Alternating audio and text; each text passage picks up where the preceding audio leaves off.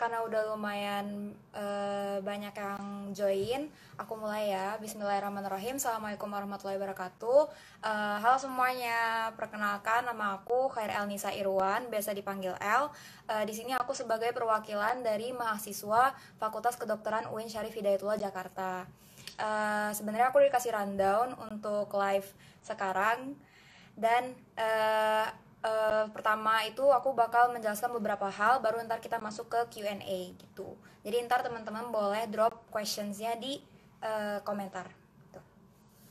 Nah, untuk yang hal pertama yang mau aku jelasin, oh ya sebelumnya aku mahasiswa semester 4 online, jadi bisa dibilang aku masuk FK itu tahun 2018.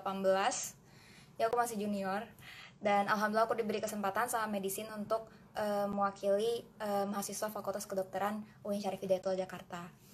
Nih untuk materi pertama yang bakal aku jelasin itu adalah tentang jalur masuk FK UIN sendiri. Jadi mungkin teman-teman udah tahu, tapi untuk jalur masuk FK UIN itu ada 3. Ada SBMPTN, ada SNMPTN, sama ada jalur SPMB Mandiri. Nah, untuk yang SBMPTN itu dari informasi yang aku dapetin tahun ini tuh ada 44 bangku yang bakal disiapin untuk SBM. Terus kalau misalnya untuk SNMPTN itu ada 33 bangku, terus kalau misalnya SPMB Mandiri ada 33 gitu. Jadi sebenarnya tuh yang mandiri juga ntar bakal digabung sama teman-teman yang bakal lulus dari jalur beasiswa Kemenak gitu. Biasanya ada. Jadi kalau misalnya dibilang SBMPTN tuh dia peluangnya paling banyak. Untuk tahun ini 2020 yang diterima itu jumlahnya 110 mahasiswa baru gitu. Itu mungkin untuk secara singkat jalur masuknya ya. Kalau aku sendiri jalur masuk aku kemarin tahun 2018 itu SBMPTN. Terus mungkin cerita sedikit, jadi aku alhamdulillah dapat kesempatan untuk ikut SNMPTN kan, karena ada kuotanya kan. Terus habis itu pas SNMPTN itu aku emang belum begitu tahu tips and tricksnya, karena aku dari pesantren, asal aku dari pesantren Darun Najah Jakarta. Jadi emang nggak terlalu banyak info mengenai masuk kuliah gimana, terus cara pendaftarannya gimana dan lain-lain. Nah, jadi akhirnya ya udah aku pas dapet kayak kesempatan untuk daftar SNMPTN itu aku nggak tahu harus milih universitas yang seperti apa. Yang pasti aku milih FK, tapi aku nggak tahu di univ mana gitu. Terus dan ternyata aku nggak tahu bahwa jumlah alumni yang datang ke universitas itu atau yang udah lulus ke universitas tersebut itu ngaruh gitu. Jadi itu mungkin tips dari aku. Jadi teman-teman kalau misalnya entar nanti mau SNMPTN lihat juga alumninya udah berapa yang kesana gitu. Terus untuk SBMPTN itu untuk aku sendiri, mungkin teman-teman yang dulunya pesantren juga mengalami hal yang sama. Persiapan aku sebagai santriwati untuk menghadapi ujian SBMPTN itu hanya berapa minggu gitu, dan itu sangat minim. Dan karena aku sangat apa ya disibukkan oleh organisasi dan lain-lain pas SMA, jadi aku sama sekali nggak ada persiapan untuk menghadapi SBMPTN gitu.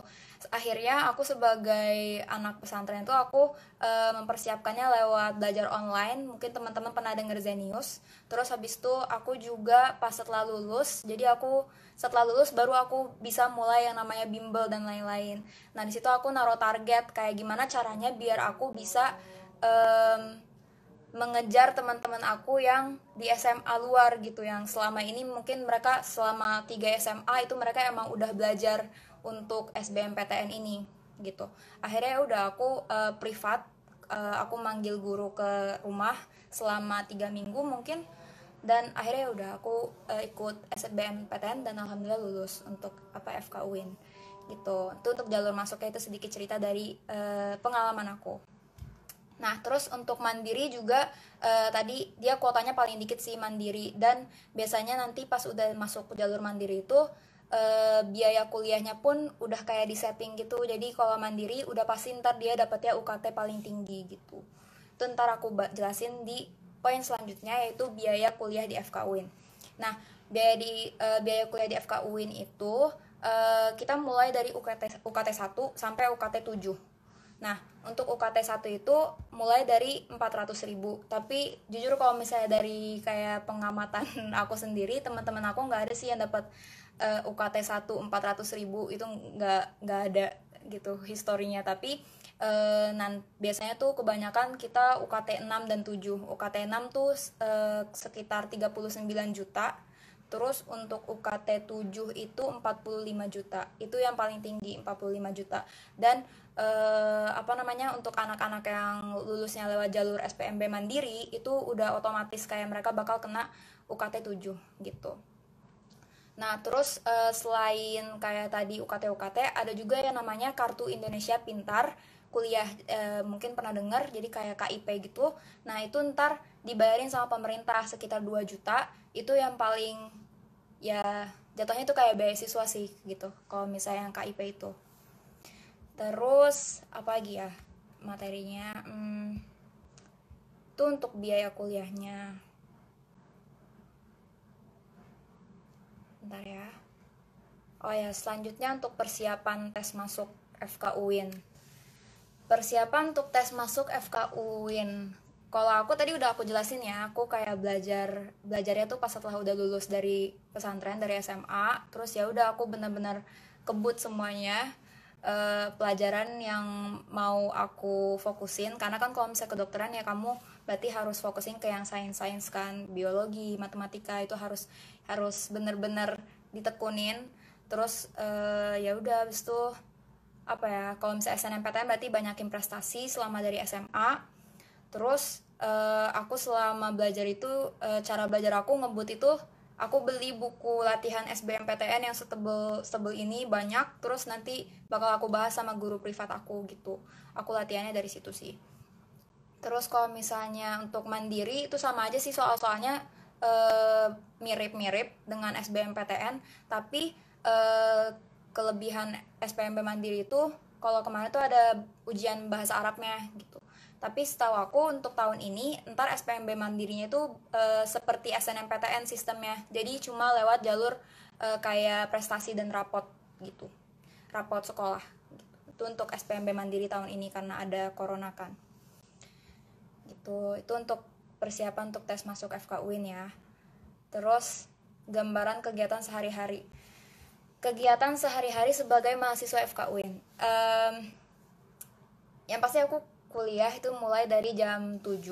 Jadi dari jam 7 pagi biasanya kita udah mulai kuliah. Dan jangan salah, biasanya dosennya udah duluan ada dibanding mahasiswanya. Seringnya sih gitu. Terus sampai sore kita kuliah. Selain kuliah itu kita juga banyak kegiatan-kegiatan organisasi kayak OPK gitu.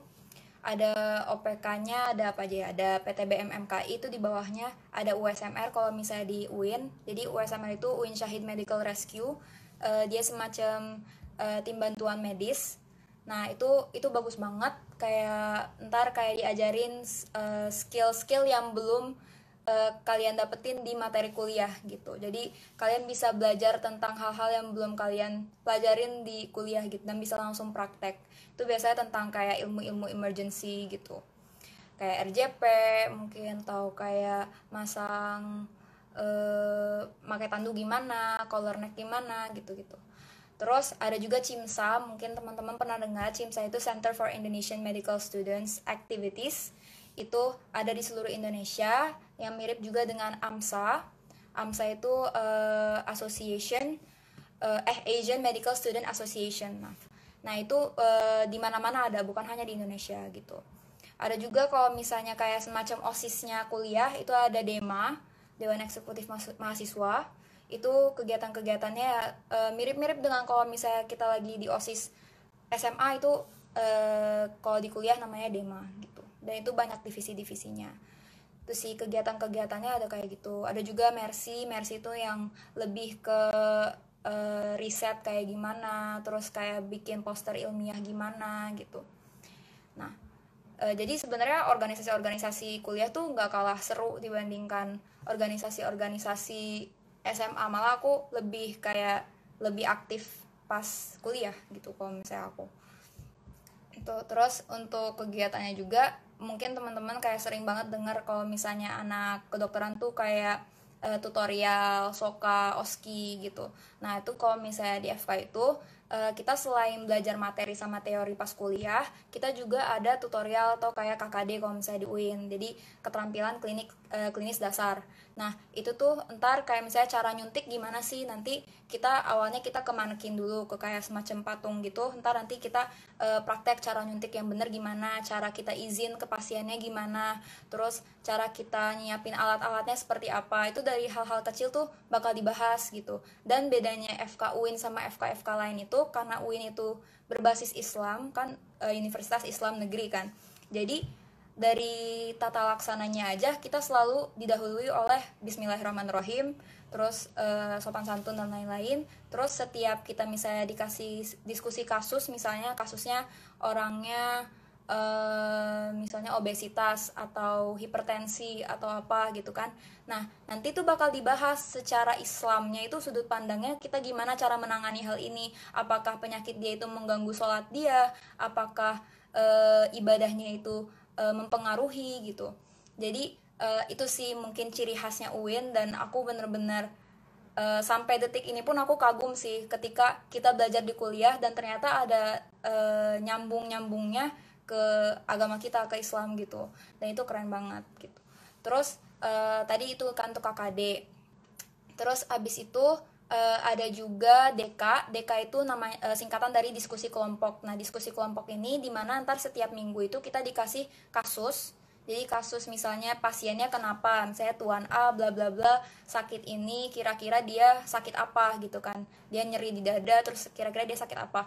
Nah, ntar angkatannya itu bakal dibagi-bagi per kelompok, terus nanti diskusi tentang kasus itu, terus bakal dibahas kira-kira obat apa yang bagus untuk pasien ini gitu. Nah, itu ntar kayak setiap minggu seperti itu. Nanti setelah diskusi, hari Seninnya diskusi, hari Senin depannya itu kita presentasi. Jadi ntar ada kelompok yang maju ke depan dan presentasi pasien ini diagnosisnya apa, tata laksananya apa. Itu seru banget sih. Jadi kayak emang dari semester 1 tuh udah diajarin cara berpikir sebagai dokter tuh gimana gitu. Dan udah itu untuk DK, KKD. Terus ada praktikum. Nah, untuk praktikum jujur kalau misalnya aku sendiri dulu pas SMA aku praktikum jarang banget sih, kayak jarang banget ke yang namanya laboratorium gitu. Jadi pas aku masuk kuliah itu aku bener-bener apa ya, kayak amazed by the facility gitu loh. Ada kalau misalnya di kedokteran tuh kan kita harus belajar namanya anatomi. Anatomi itu tentang organ-organ tubuh manusia kan. Dan itu kita benar-benar belajar dari kadaver. Kadaver tuh mayat yang udah di awetin gitu. Dan mungkin pas awal-awal masih kayak agak ngeri-ngeri gimana, tapi ntar lama-lama juga terbiasa. Dan itu semakin membuat aku kayak ya Allah, masya Allah banget gitu, kita bisa belajar dari apa ya, ciptaan Allah gitu loh, dan itu keren banget gitu. Dan itu untuk laboratorium anatomi. Kita juga ada lab fisiologi, terus pokoknya banyak banget praktikum-praktikum yang nggak bakal pernah kalian alamin pas SMA gitu. Itu sih keseruannya. Terus apa lagi ya yang ada di FK tuh, apa ya, untuk kegiatannya sih, untuk pendidikannya sih kayak gitu. Oh ya, selain materi-materi kedokteran, kita juga kalau misalnya materi non kedokteran juga ada. Jadi misalnya kita ada pelajaran bahasa Arab, pelajaran bahasa Inggris, kewarganegaraan juga kita ada. Terus kita juga jadi tuh fungsinya mereka ini biar seenggaknya tuh teman-teman gak hanya belajar tentang materi kedokteran doang gitu, jadi diasah juga yang lain-lainnya. Dan ada juga apa namanya, praktek Islam, jadi kayak ntar lihat ngajinya gimana gitu-gitu. Terus udah sih itu untuk mungkin gambarannya ya. Setelah itu mungkin aku langsung masuk ke yang pertanyaan yang kemarin ditampung di questionsnya ya. Baru aku ntar jawab yang di komentar. Nih, tadi jalur masuk udah aku bahas. Tadi ada 3, SBM, SNMPTN, sama Mandiri ya. Terus ada biasanya ada beasiswa Kemenak, dan itu masuknya ke kuota yang anak-anak mandiri gitu. Atau bisa juga kadang ada beasiswa bidik misi yang untuk dari keluarga yang kurang mampu, itu ada bidik misi, tapi sekarang disebutnya KIP yang tadi, kartu kartu apa sih tadi? Yang KIP kuliah. Terus biaya kuliah tadi udah aku sebutin juga ya. Untuk biaya kuliahnya dari UKT 1 sampai UKT 7 paling tingginya tuh 45 juta. Jadi kalau kita tuh pakai bayarnya per semester gitu. Dan ada juga yang nanya apakah kalau misalnya praktikum keluarin biaya tambahan atau enggak. Jadi ntar tuh pas kita bayar semesteran, kayak bayar semesteran maksudnya kita bayar UKT kita itu, ntar itu udah termasuk semuanya. Jadi praktikum itu udah nggak bayar lagi, kamu udah tinggal praktikum aja gitu. Paling kamu tuh ngeluarin biaya tambahan lagi itu kalau misalnya ada buku yang dokternya ini kan dosen-dosen kita dokter semua. Nah dokternya itu ngasih tahu kita untuk beli suatu buku hard copy gitu. Jadi misalnya, tapi kebanyakan sih nyuruhnya soft copy sih. Jadi kita jarang yang bawa-bawa buku berat-berat, enggak. Biasanya kita cuma bawa ya udah cukup HP atau tablet itu, jadi isinya buku-buku kita di situ semua gitu. Dan kalau misalnya ada dosen yang mau dosen yang mau kita punya bukunya, itu kita baru keluarin uang untuk beli buku itu gitu. Atau mungkin untuk yang kayak materi-materi yang non kedokteran kayak tadi bahasa Indonesia, bahasa Inggris, itu biasanya bukunya di luar biaya yang udah kita bayar, jadi kita harus ngeluarin uang lagi untuk itu. Cuman nggak banyak tuh. Terus itu untuk biaya kuliah ya. Nah, berapa kisaran biaya hidup di lingkungan FK UIN Jakarta? Biaya kosan sama makan. Lingkungan di FK UIN sebenarnya itu rame banget sih. FK UIN kan ada di Ciputat ya. Nah, terus kalau aku sendiri, aku pulang pergi karena alhamdulillah rumah aku deket banget sama kampus, 5 menit nyampe. Nah, teman-teman aku yang kosan, kalau aku tanya itu kisaran mulai dari mana ya, bentar. Ada yang 1.300.000-an. Terus ada juga yang setahunnya cuma 10 juta gitu. Jadi itu tergolong ekonomis gitu. Dan kosan ada di mana-mana. Jadi aku kadang walaupun aku rumahnya pulang pergi, kalau misalnya lagi istirahat makan siang, aku kadang suka mampir ke kosan teman-teman karena emang di sekeliling kampus itu kosan semua. Dan untuk biaya makan, karena kita dekat sama madrasah pembangunan itu, jadi banyak banget pedagang-pedagang di sekitar kampus juga. Jadi murah-murah sih makanannya. Kalau misalnya kayak makan nasi pakai ayam tuh cuma 20 ribu. Jadi nggak boros-boros banget lah untuk biaya hidup anak kosan. And apakah memungkinkan untuk mendapatkan beasiswa untuk kuliah di FK UIN Jakarta? Untuk beasiswa tadi yang aku udah sebutin, jadi ada yang dari Kemenak kalau nggak salah. Terus kalau dulu tuh pernah sempat ada yang dari Pemda, tapi kalau dari angkatan 2020 yang aku tanya-tanya katanya udah nggak ada jadi paling beasiswanya yang tadi yang KIP gitu. Terus ada lagi pertanyaan, untuk organisasi kedokteran di FK UIN ada apa aja? Tadi udah disebutin ya, ada CIMSA, terus abis itu bisa juga kalian ikut AMSA atau ISMKI. ISMKI itu Ikatan Senat Mahasiswa Kedokteran ini ada yang ini, Mahasiswa Kedokteran Indonesia. Nah itu yang biasanya anak-anak DEMA. Jadi anak-anak yang masuk organisasi DEMA itu ntar dia di atasnya lagi nasionalnya ISMKI gitu. Kalau misalnya orang yang anak-anak yang masuk USMR yang tim bantuan medis itu bakal atasnya itu di nasionalnya PTBM MKI gitu. PTBM MKI itu Perhimpunan Tim Bantuan Medis Mahasiswa Kedokteran Indonesia gitu. Terus apa lagi sini? Rumah sakit jejaring untuk FK UIN Jakarta ada di mana aja? Apakah lokasinya bisa jauh dari FK UIN Jakarta? Kalau iya, paling jauh di mana? Untuk rumah sakit yang ada linknya sama UIN, maksudnya dia jejaringnya itu sama UIN, rumah sakitnya, kita kalau misalnya kakak-kakak koas, itu mereka ke rumah sakitnya itu ada Fatmawati, Bekasi, terus ada rumah sakit jiwa Grogol, terus habis itu untuk Pulmo Cisarua, terus ada Polri, rumah sakit Polri, terus sekarang baru akhir-akhir ini ada RS Haji. Nah, untuk untuk yang paling jauh sepertinya sih Bogor. Kalau misalnya paling jauh rumah sakitnya itu. Jadi Tapi untuk RS Haji yang tadi itu karena masih baru, jadi belum belum ada rotasi koas yang ke sana. Gitu. Terus apa ada SOKA? Oh ya, nih jadi di Fakultas Kedokteran juga ada yang namanya ujian SOKA sama OSKI. Mungkin teman-teman pernah dengar. Nah, untuk SOKA itu dia semacam apa ya? SOKA itu jadi tadi nyambung sama diskusi kelompok. Jadi kalau misalnya kita dikasih kasus gitu, kita dilatih untuk bikin mind mapping. Mind mapping tuh kayak kita tahu kan, mind mapping kayak yang kayak misalnya Tuan A 45 tahun sakitnya sakit apa, kenapa, gara-gara ini, gara-gara itu. Nah, itu bikin mind mapping sendiri bareng sekelompok. Nah, SOKA ini ntar bakal diuji, teman-teman bakal disuruh bikin mind mapping sendiri.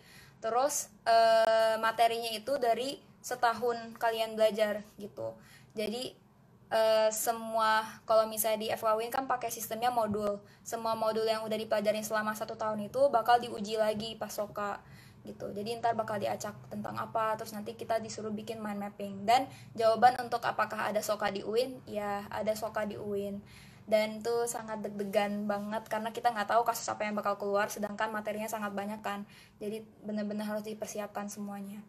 Terus untuk OSKI juga ada. OSKI itu untuk ujian dari keterampilan klinik dasar. Jadi bakal diuji cara nyuntik gimana, cara anamnesis gimana, dan lain-lain gitu. Itu OSKI juga ada. Ini ada pertanyaan juga, SPMB-FK UIN tahun ini sistemnya kayak SNMPTN kah? Iya. Jadi untuk SPMB Mandiri tahun ini dia sistemnya bakal sama seperti SNMPTN, hanya melampirkan nilai rapot sama prestasi gitu. Oke. Ini mungkin aku nyoba untuk mulai menjawab yang di komentar ya. Tapi kalau misalnya udah aku bahas, kita lanjut ke yang lain.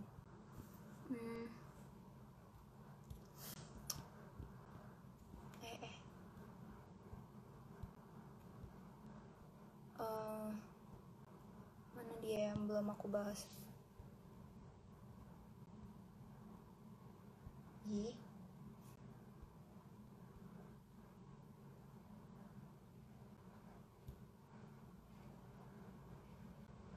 Kamu mau nanya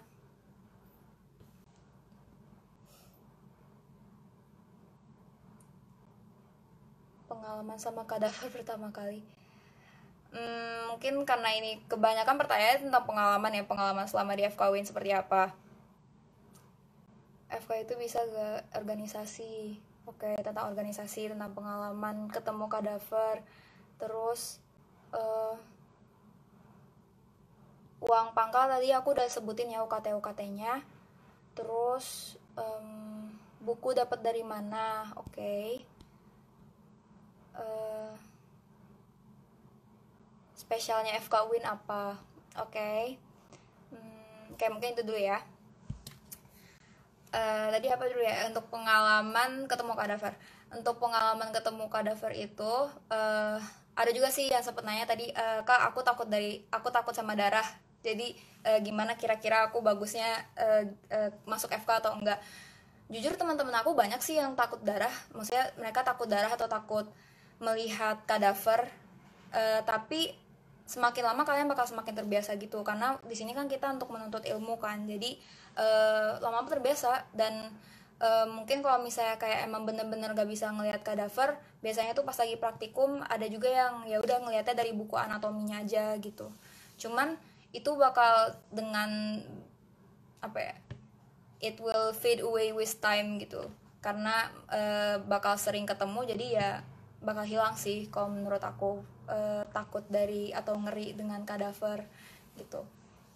Terus tapi alhamdulillah kalau aku sendiri aku nggak punya pengalaman ngeri sama darah atau takut sama kadaver. Malah pas pertama kali aku ngelihat kadaver itu pas ospek, itu aku ngelihat kadaver, aku salah satu mahasiswa yang nggak nangis karena ya nggak tahu, aku emang biasa aja ngelihatnya, biasa aja gitu, karena mungkin emang niat aku ya ini untuk belajar, jadi aku alhamdulillah nggak takut sih. Terus tadi untuk organisasi. Nah, untuk pengalaman aku berorganisasi sendiri, aku emang dari SMA itu suka banget yang namanya ikut kegiatan-kegiatan. Nah, jujur mungkin teman-teman kalau misalnya ngeliat prestasi aku itu tidak ada yang berkaitan dengan scientific competition tuh sebenarnya nggak ada. Aku orangnya sebenarnya lebih berkecimpung ke bahasa, ke ya sebenarnya nggak ada prestasi aku yang scientific, tapi ternyata itu nggak menghalangi aku untuk bisa berprestasi sebagai mahasiswa kedokteran gitu. Jadi sebenarnya teman-teman nggak apa-apa, jangan sampai karena ngerasa oh aku nggak begitu pintar di biologi, atau aku nggak begitu pintar di fisika, atau nggak begitu pintar di kimia, gue nggak mungkin dong jadi anak FK. Enggak kok gitu. Selama teman-teman tuh aktif dan kalian punya ambitions dan passion, ya udah coba aja gitu. Walaupun menurut aku sebelum masuk FK itu teman-teman harus benar-benar membulatkan niat. Jadi sebenarnya pengen jadi anak FK itu untuk apa? Kenapa mau jadi dokter? Kenapa dari semua profesi itu teman-teman tertarik sama yang namanya kedokteran gitu. Kalau aku sendiri, aku sebelum masuk FK itu aku baca banyak banget testimoni kakak kelas yang udah masuk FK. Kira-kira stres apa enggak, kira-kira aku kuat atau enggak, sebenarnya niat aku untuk jadi dokter itu apa sih gitu. Apakah untuk membantu orang? Kalau misalnya untuk membantu orang, bukan hanya kedokteran yang bisa membantu orang, guru sebenarnya juga membantu, polisi membantu, semua profesi itu sebenarnya membantu dengan caranya masing-masing gitu. Tapi aku pas itu mencari profesi di mana aku bisa menabung untuk dunia dan akhirat gitu. Walaupun mungkin semua profesi juga punya pahalanya masing-masing gitu kan, tapi aku merasa bahwa kedokteran itu, dia passion dari ilmu kedokteran sendiri itu membuat aku merasa ilmu itu bisa kepake kapan aja gitu. Kamu bisa bantu orang dengan ilmu kedokteran segampang itu gitu. Nah, itu sih kalau misalnya pas aku milih kenapa aku pengen profesi kedokteran, dan aku emang suka aja sama apa sih ide dari the idea of knowledge-nya kedokteran tuh keren aja gitu. Jadi ya udah, aku akhirnya dari kecil emang pengen jadi dokter gitu. Tapi kalau misalnya kayak niat kamu cuma kayak oh aku pengen bantu orang, atau aku pengen kaya, atau kayak niat-niat yang sebenarnya gampang pudar, itu gak bakal bisa membantu kamu untuk bertahan. Karena selain masuknya itu susah, bertahan di FK itu jauh lebih susah. Karena stresnya itu nggak main gitu. Kalian bakal jadi lifetime learner, lifelong learner apa ya. Nah jadi kayak kalian nggak bakal pernah berhenti belajar. Kalian belajar selama bertahun-tahun, teman-teman kalian udah pada lulus dan kalian masih belajar. Terus setelah kalian lulus, kalian mungkin bakal mau jadi spesialis, belajar lagi gitu. Jadi nggak bakal pernah berhenti belajarnya, dan itu cukup stressful kalau teman-teman nggak punya motivasi yang kuat. Makanya niatnya harus dibulatkan, di apa ya, punya niat yang bulat gitu. Kenapa mau jadi dokter gitu. Jadi selama aku di kedokteran, ya aku baru semester 4, aku belum, mungkin dibandingkan kakak kelas aku, kakak tingkat aku belum merasakan stres yang bener-bener stres gimana. Tapi aku sempat meragukan kayak gue kuat gak ya bertahan di FK UIN gitu, padahal maksudnya teman-teman aku juga melewati hal yang sama gitu. Jadi teman-teman harus punya motivasi gitu, yang kira-kira nggak bakal bisa pudar. Kalau untuk dari aku sendiri, motivasi aku ketika aku lagi ngedown atau lagi stres, aku alhamdulillah punya lingkungan yang cukup suportif. Keluarga dan teman-teman aku selalu kayak ngingetin aku kenapa aku masuk, kenapa aku harus bertahan, kenapa apa hasil yang mau aku cari dari perjuangan ini gitu. Itu sih. Tuh tadi untuk apa tadi? Kok muter-muter? Oh iya, tadi aku mau ngebahas tentang organisasi. Untuk organisasi, aku selama di FK ini aku ikut 2 organisasi. Aku ikut CIMSA dan USMR. Jadi CIMSA tadi yang Center for Indonesian Medical Students Activities, itu dia fokusnya ke project-project. Jadi kayak misalnya ada World Tobacco Day. Jadi kalau misalnya ada kayak peringatan hari kesehatan, itu biasanya kita yang bikin project-projectnya. Atau kayak kita biasanya tes kesehatan untuk ibu-ibu hamil, atau pokoknya banyak hal-hal yang project-project yang dilakukan untuk meningkatkan kualitas kesehatan masyarakat gitu. Tapi dalam cakupan kita mahasiswa kedokteran gitu. Dan setelah kita udah jadi dokter pun itu masih dianggap sebagai ya udah alumni CIMSA. Jadi masih bisa membantu juga untuk melaksanakan project-project itu. Dan itu seru-seru banget sih. Dan apa ya?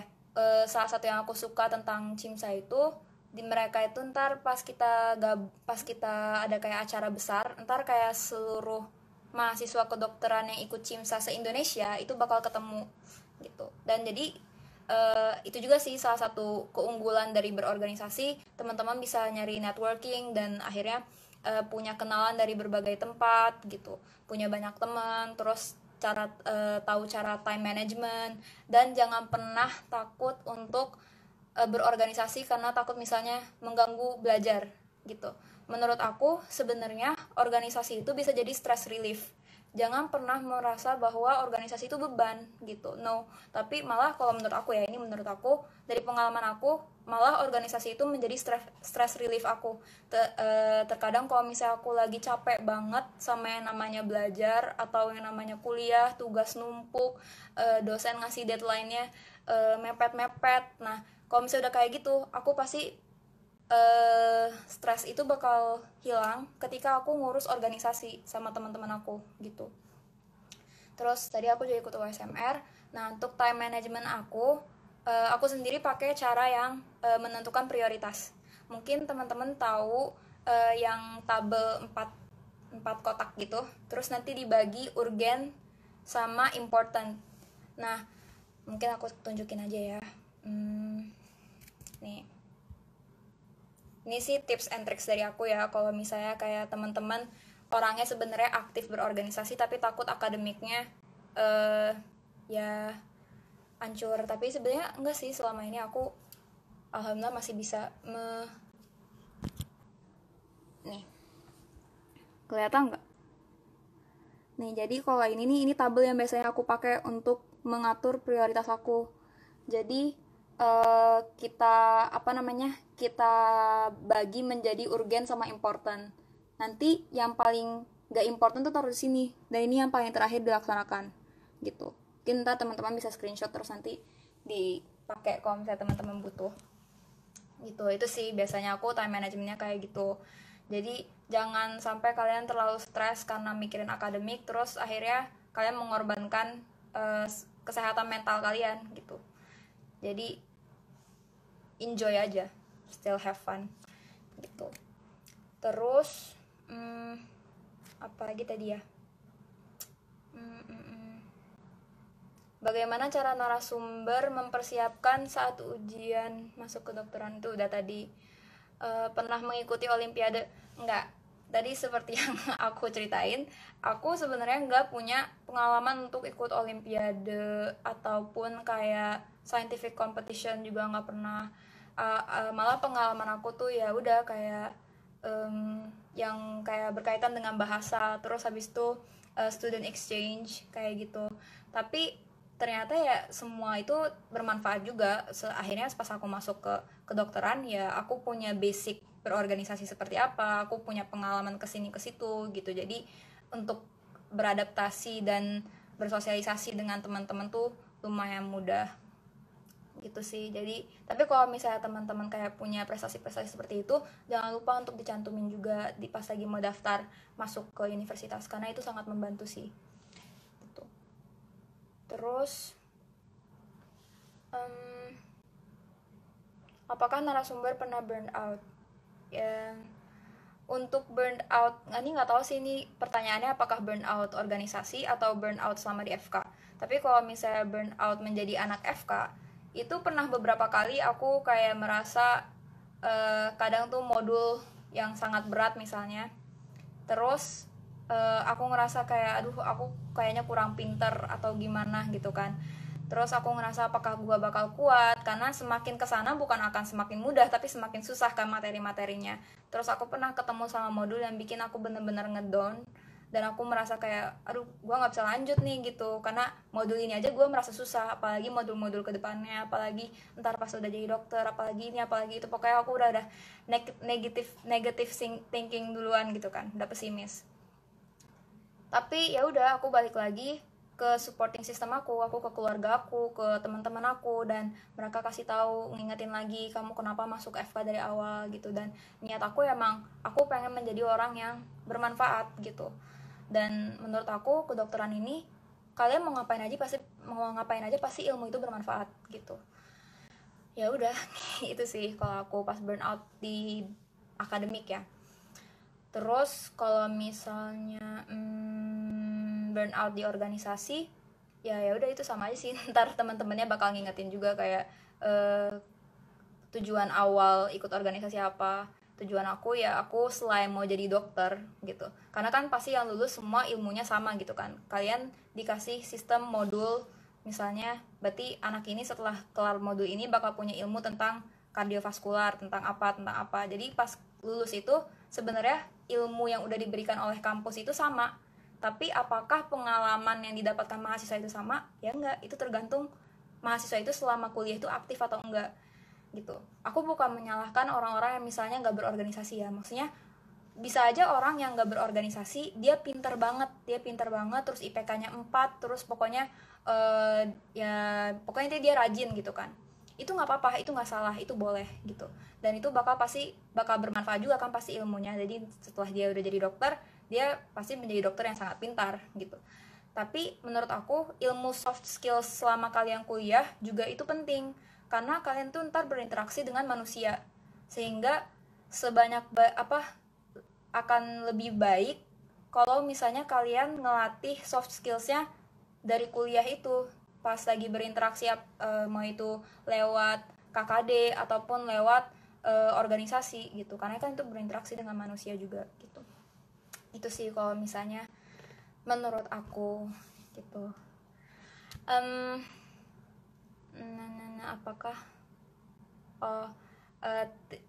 apa motivasi aku biasanya? Nah itu kalau misalnya aku itu dulu punya kebiasaan menulis target-target kayak mimpi-mimpi aku apa aja gitu.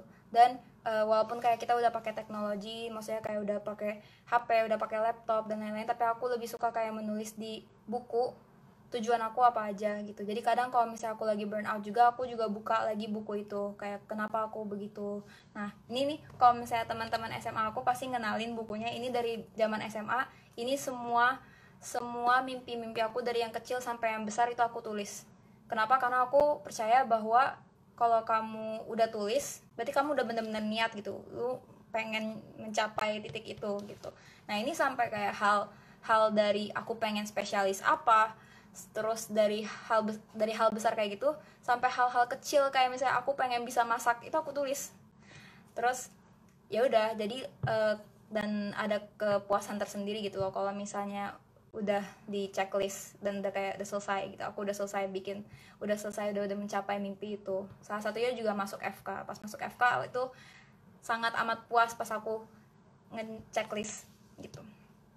Itu sih kalau misalnya cara aku biasanya untuk mengatur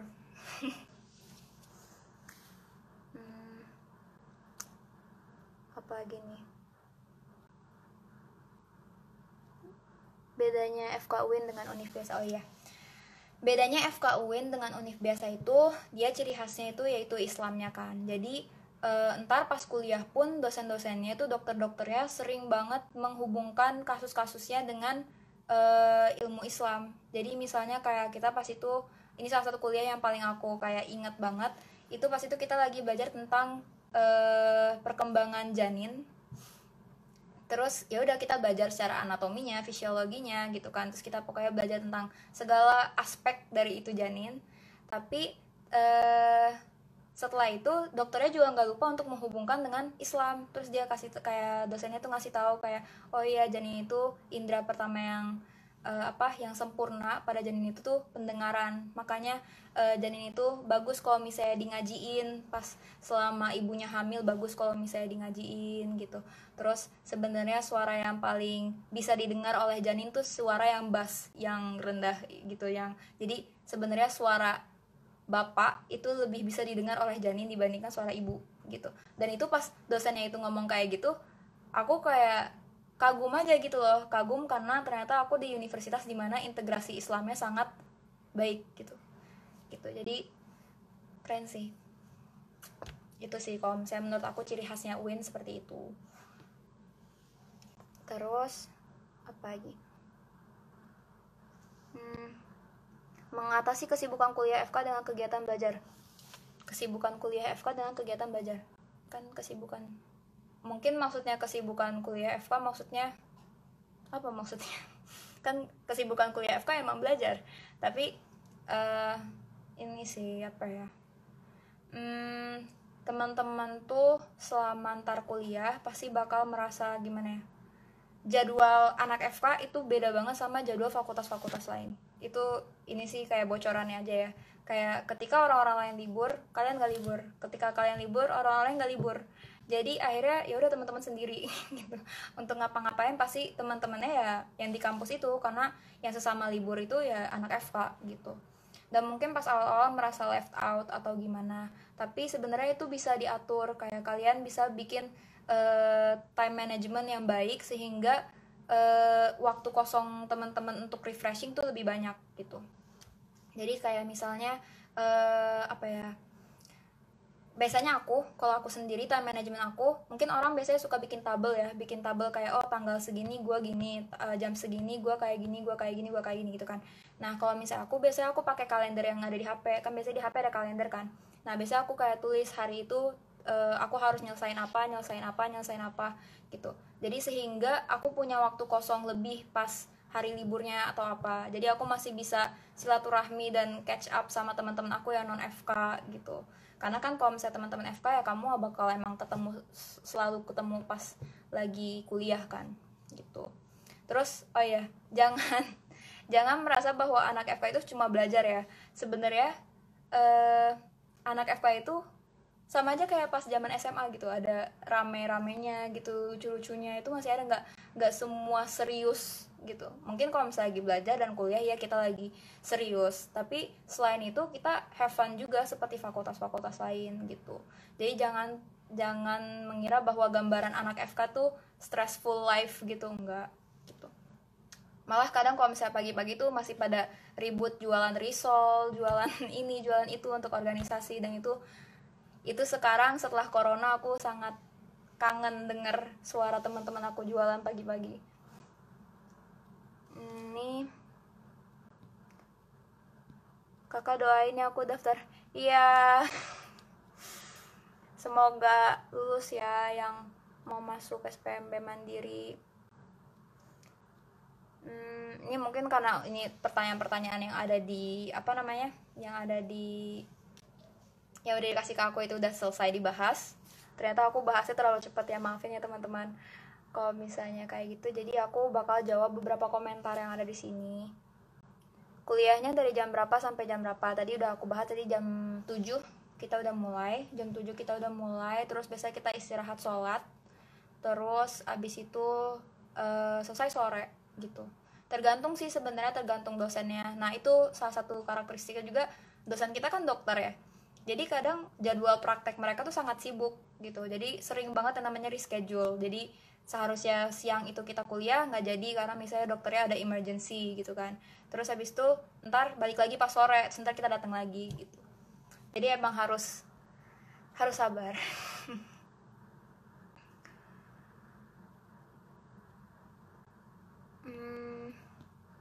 Mau nanya dong kak, peralatan apa saja yang dibutuhkan? Oh iya, untuk buku sama peralatan FK. Nah untuk di FK UIN itu kan tadi ada DEMA ya, organisasi Dewan Eksekutif Mahasiswa. Nah salah satu divisinya itu emang memfasilitasi anak mahasiswa kedokteran itu biar lebih gampang mengakses apa aja buku-buku yang dibutuhkan, alat-alat yang dibutuhkan selama kuliah di FK. Itu nanti jadi bakal banyak tawaran kayak oh ini ada promo harga mahasiswa buku anatomi Sobota gitu atau Netter gitu. Terus habis itu ada juga kayak jualan stetoskop, jualan alat bedah, handscoon dan lain-lain gitu. Nah itu biasanya ya itu bakal bareng-bareng sih. Kecuali kalau misalnya kayak teman-teman pengen beli sendiri, itu udah banyak juga Instagram yang menjual buku dan alat-alat kedokteran gitu. Tapi kalau dari pengalaman aku sendiri, aku selama ini gak pernah sih beli sesuatu selain barang-barang dengan angkatan, dan so far so good gitu, gak ada masalah apa-apa gitu.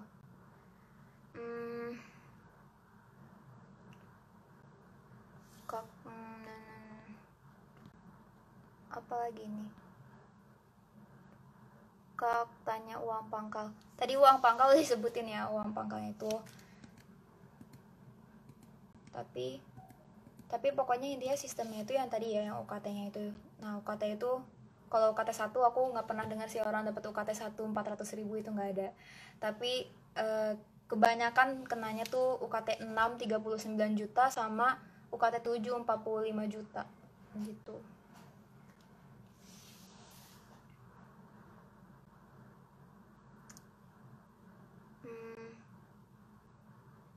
Matkulnya pasti ada pendidikan agama Islamnya sulit gak? Ya ini salah satu temen aku juga pernah nanya kayak, apakah karena UIN itu berbasis Islam sehingga yang masuk hanya anak pesantren, dan apakah gua harus bisa ngaji atau bisa bahasa Arab sehingga masuk UIN gitu? Enggak, kan maksudnya kita emang fokusnya ke kedokteran kan, cuman tambahannya adalah kita ya udah sambil kita belajar kedokteran, kita juga menambahkan knowledge kita tentang ilmu-ilmu lain juga. Nah itu biasanya bahasa Arab dan lain-lain tuh juga dipelajarin, tapi nggak menentukan kayak wajib banget kamu bisa, enggak, cuman ntar diajarin juga. Jadi emang dari basicnya kok. Kadang kalau misalnya kayak kuliah tambahan terus kayak ada bahasa Arab, itu nggak langsung kayak belajar nahwu, sorof, terus fikih, enggak. Kita belajarnya yang basic-basic aja, kayak cara ngomong basic bahasa Arab gimana gitu. Itu sih kalau misalnya untuk jawaban aku untuk itu, nggak sulit.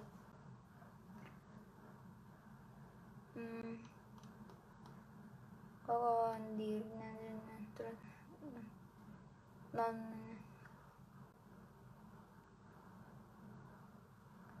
terima kasih. Apa ya, aku lagi baca-bacain komentarnya.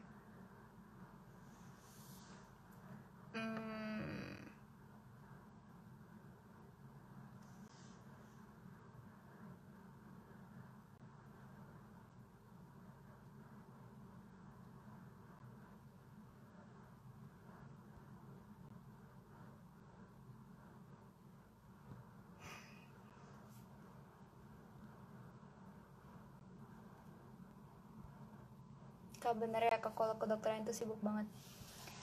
Bukan sibuk, apa ya, jadwalnya padat. Bukan sibuk, gimana ya, kayak semua kegiatan kamu itu bakal terjadwal gitu. Jadi kayak bakal ada kan ada jadwal kurikulumnya kan, kurikulum akademiknya. Nanti teman-teman bakal tahu kalian bakal belajar modul apa bulan apa gitu. Nah tapi mungkin yang bikin kita terlihat atau terkesan sibuk itu ya karena jadwal kita beda sama teman-teman fakultas lain gitu, makanya kelihatan kayak sibuk. Cuman iya sih kalau misalnya teman-teman lihat kayak, kok anak FK kerjaannya belajar mulu, karena ujiannya banyak gitu, dan materi ujiannya juga cukup banyak, makanya kita harus sering review materi, kayak mungkin terkesan kayak sering belajar gitu. Tapi enggak sih, kita have fun juga, kayak masih ada waktu untuk nonton, kayak kita masih sering ke bioskop, masih sering jalan ke Dufan dan lain-lain tuh masih kita lakuin. Cuman mungkin jarang terekspos kali ya. Kalau anak FK itu bisa have fun juga, karena orang biasanya melihatnya ke sisi yang serius gitu. Dan aku sih, kalau aku sendiri kayak aku have fun-nya ya dengan berorganisasi gitu, karena kegiatan organisasi kebanyakan have fun gitu, kayak camping, terus apa namanya, jalan-jalan bareng, trip gitu-gitu, itu seru sih, dan itu salah satu cara aku stress relief tuh kalau aku.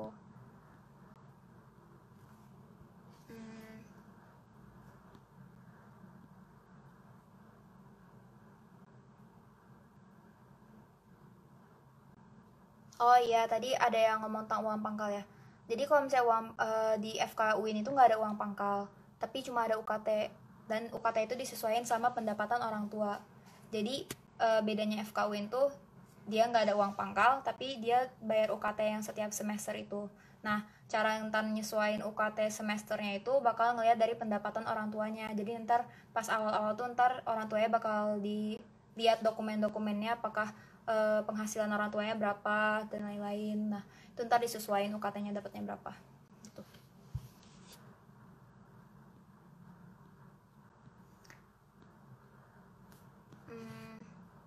Apakah buku-buku yang dipakai itu bahasa Inggris?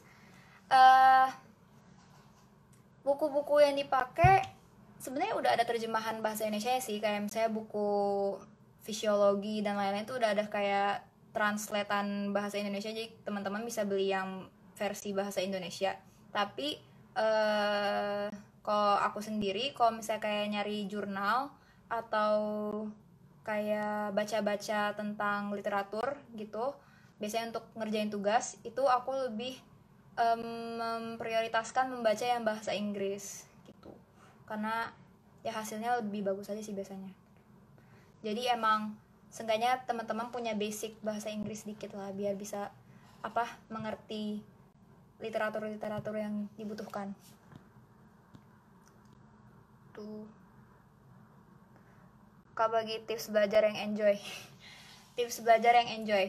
uh, Kalau aku tipe orang yang belajarnya pakai musik. Jadi kalau misalnya aku belajar, aku nggak bisa dalam situasi hening. Kalau misalnya situasi hening aku ngantuk. Jadi aku biasanya pakai musik. Tapi ada teman-teman aku juga yang nggak bisa kalau misalnya keganggu. Jadi emang benar-benar harus hening. Dan kalau aku sendiri pas SMA, aku bukan tipe yang harus nulis gitu. Dulu pas SMA itu aku tipe orang yang ya udah baca diulang ntar hafal gitu.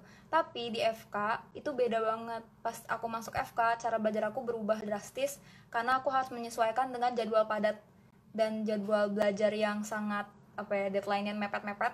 Itu akhirnya aku harus menggunakan semua indera aku. Jadi aku harus baca, aku harus ngomong, aku harus dengar suara aku ngomong, aku juga harus nulis gitu.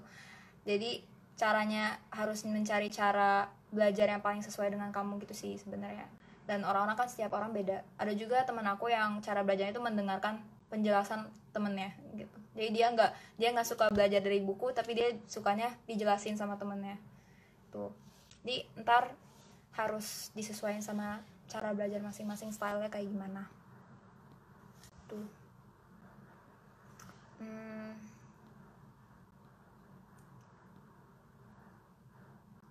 Kakak pernah ikut kompetisi, terus kalau ikut organisasi emang gak kepadatan? Tadi udah dibahas ya, tapi mungkin ini kekhawatiran beberapa orang kayak karena kedokteran itu emang udah padat jadwalnya, jadi orang biasanya takut untuk berorganisasi. Dan mungkin teman-teman kalau misalnya kayak pas SMA-nya itu udah aktif organisasi, tiba-tiba masuk FK kayak, aduh gue udah gak bisa berorganisasi lagi. Itu salah besar, karena ternyata pas masuk FK malah kesempatan untuk berorganisasinya jauh lebih banyak dan lebih luas juga koneksi-koneksinya. Terus ya seru aja, ntar juga bakal bisa yang namanya time management gitu. Ntar teman-teman bisa naruh prioritas kayak, oh kapan gue harus belajar, kapan gue harus persiapkan misalnya presentasi untuk organisasi A gitu. Terus kayak misalnya kapan aku harus ngumpul sama teman-teman untuk refreshing, misalnya untuk nonton film terbaru atau mempersiapkan acara project ini gitu. Ntar teman-teman bakal bisa belajar cara time management itu pas kalian berorganisasi gitu. Dan emang kayak susah untuk kayak dibahas secara teori karena emang harus jam terbang gitu loh. Tapi bisa kok, dan bakal stabil kok akademiknya.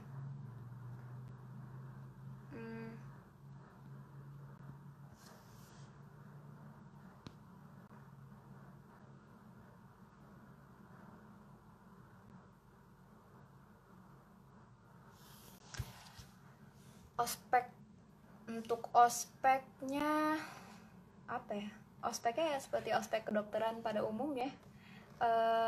Ya ya gitu, ntar paling kayak dilatih mentalnya dan lain-lain. Cuman seru sih ospeknya, itu biasanya untuk membentuk kayak kalian bakal bertahan di FK atau enggak gitu.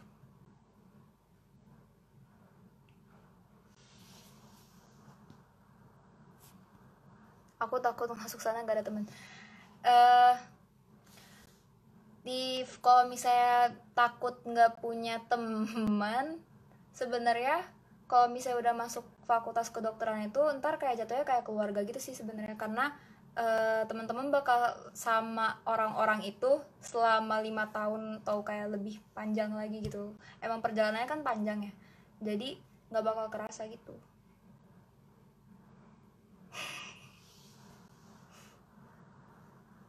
Apalagi hmm,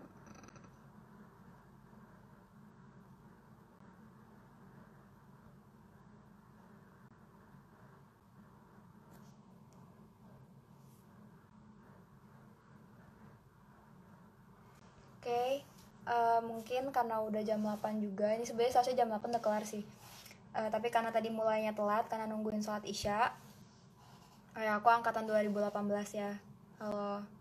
Nah, untuk pertanyaan-pertanyaan yang belum sempat aku jawab, boleh banget ntar DM aku. Aku sangat open untuk diskusi tentang gimana itu FK UIN, dan jujur siapapun bisa masuk FK UIN, serius, selama teman-teman punya niat yang dan tekad yang kuat, itu bisa, serius. Terus ya udah, ntar teman-teman kalau misalnya ada pertanyaan lebih boleh DM aku. Dah, maaf kalau misalnya ada kekurangan. Terima kasih atas kesempatannya Medisin. Wassalamualaikum warahmatullahi wabarakatuh.